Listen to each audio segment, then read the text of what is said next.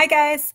Hi, everybody. Thank you for joining me tonight on our Facebook Live. My name is Amy L., and I am part of the team at the Bel Air, Maryland location of Weight Watchers. And I, along with the team, work on Saturday mornings for the meetings at Weight Watchers there. Hey, Jen, thanks for joining me.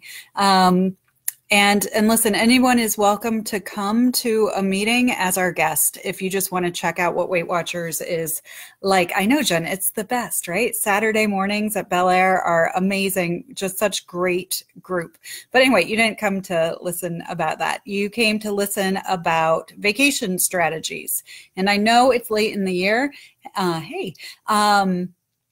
But vacations are still going on and will continue. And a lot of these strategies are things that I think you can use throughout the year, not just, oh, Karen, hi, not just with summer vacations, but holidays, other things like that. So vacations. I think the most important thing with vacations is to figure out what a winning outcome would look like for you.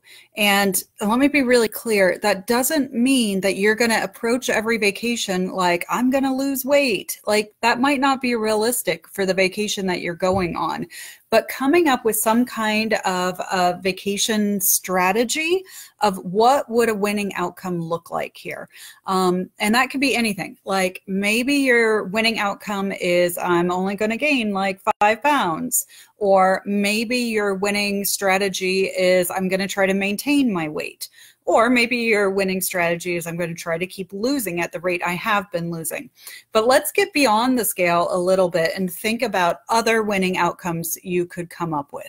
Like, maybe a winning outcome is, you know, I'd like to stay hydrated. I'd like to keep up with my water intake during this vacation. Or maybe the winning strategy is, instead of having so much that I feel sick, I'm going to make a strategy of I'm going to have enough and I'm going to play with where my limits are. I really like the idea that I'm thankful for an indulgence, but I'm rarely thankful for an overindulgence. And an indulgence is something great. It's something that feels good. It feels decadent, and it's something you really enjoy. An overindulgence is when you feel sick, when you feel like my pants don't fit, that I feel really guilty and bad, and I physically feel ill. I'm rarely thankful for that. So trying to figure out for you where that line is a winning strategy. Maybe your winning strategy is just, I'm going to try to move more on this vacation. Or I'm going to just really be mindful of what I'm doing and enjoy every second of it. Whatever your winning outcome is, I think going into your vacation, knowing what a winning outcome would be, going into the vacation saying, how do I want to feel when I get back from vacation? What will I be proud of? I think is step number one. Step number two is to actually figure out what strategies are going to get you there. And Jen, I know you just were on vacation and did a super good job. And Karen, actually, you've been doing great. I know it's not a vacation, but with traveling. So please pipe in with other comments. And if you're watching this after the live, put your comments in, because we can all learn from each other. We're better together than we are individually. So here are some of the strategies. If food is part of what you want to deal with on your vacation, there are some specific strategies that can help you out. First is figure out which meal or snack during the day you feel like you can balance or cut back on without it ruining your vacation, right? So if for me, breakfast is the easiest meal to kind of control. So if I go in saying, I'm fine with snacks and lunch and dinner and dessert and after dinner dessert and blah, blah, blah, blah, blah, but I'm going to stick to a lean protein for breakfast, or I'm going to stick with oatmeal if that works for me, or I'm going to stick with peanut butter on toast, or, you know, 0 point eggs are not a bad thing. So wherever you want to be, if breakfast is easy for you, then just control that and let go of the rest. Another really specific strategy for cruises or all-inclusives is if you get room service for breakfast, then the night before, after you've just had a big meal and you're thinking about the next day, if you put your room card up and just order eggs or English muffins or toast or oatmeal, whatever would work for you, then you're not faced with the huge buffet of items or even a sit-down meal, but you've got the room service coming.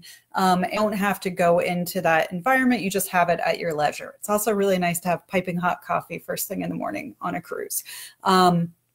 Another very cruise specific tip is the more sit-down restaurants, usually the better choices people make, because at a buffet, oftentimes our plates are piled up like this, and then we go back 3 or 4 times. At a sit-down restaurant, you generally order 1 or maybe 2 appetizers, an entree, and a dessert, and they're portioned appropriately for you. That cruises tend to be a little bit smaller on their portions at sit-down meals. So that's another cruise-specific strategy.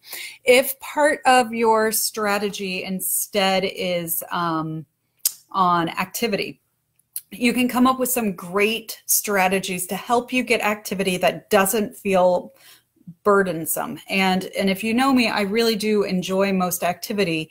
And if you're on an active vacation, that's great. But if you're going to be on a vacation that's maybe not so active, you can employ certain rules. Like you can say, if I'm going down the stairs, I have to use the staircase, right? If it's convenient. But if I'm going up, then it's my choice if I want to use an elevator or not. Or you could say, if it's less than 2 flights up, then I'm going to take the stairs no matter what. I tell you, I've done that for years in Las Vegas, and it's amazing how many extra steps you get in just by walking every time you have to go down the steps. And then you can also do things with drinks, like drinks because of how high sugar is. And I'm not suggesting that you track on vacation. If you want to track on vacation, you can. I'm not tracking on vacation.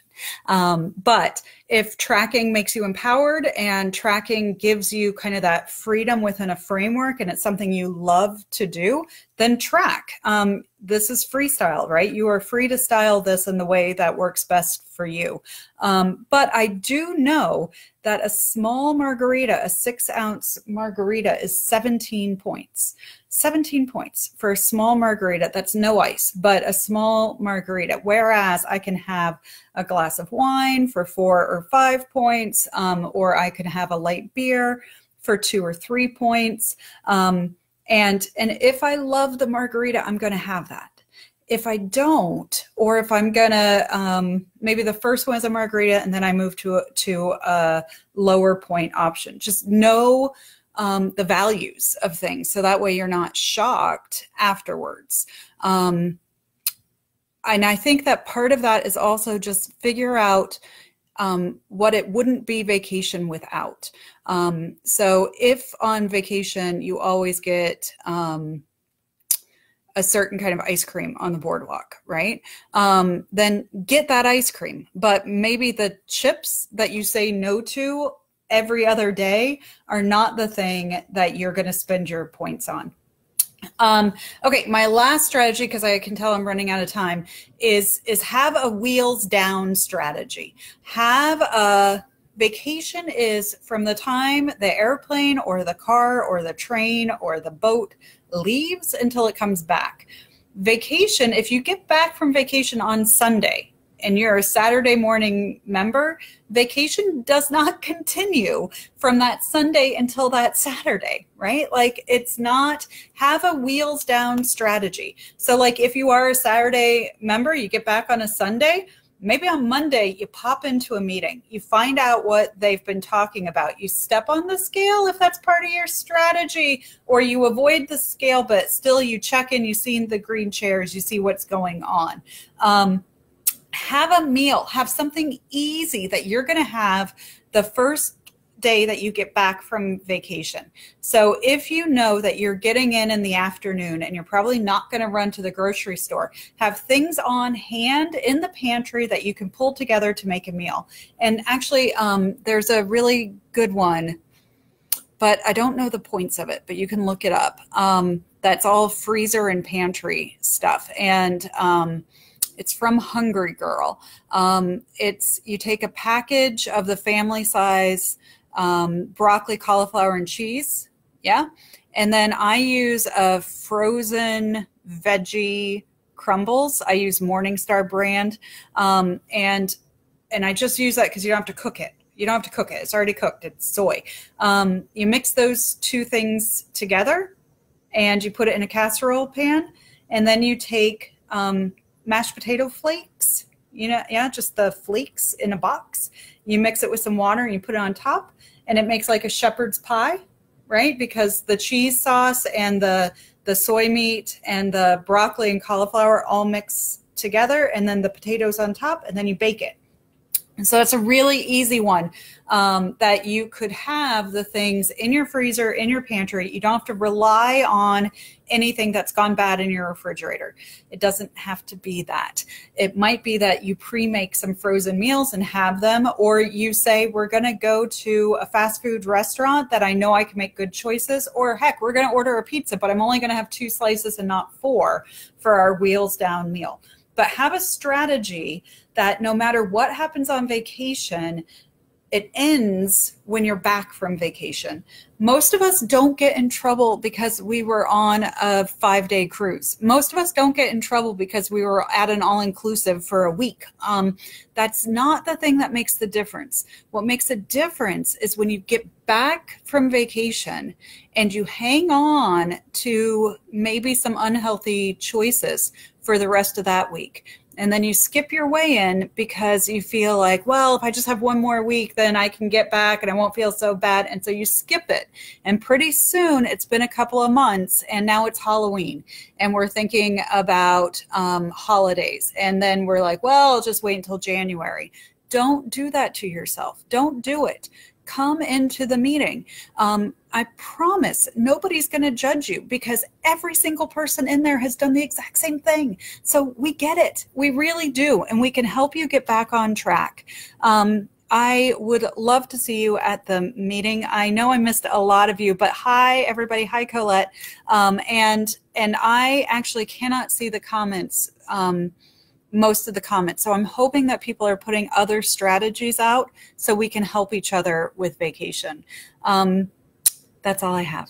I hope you guys are well. Have a lovely evening, and I'll talk to you soon. Bye.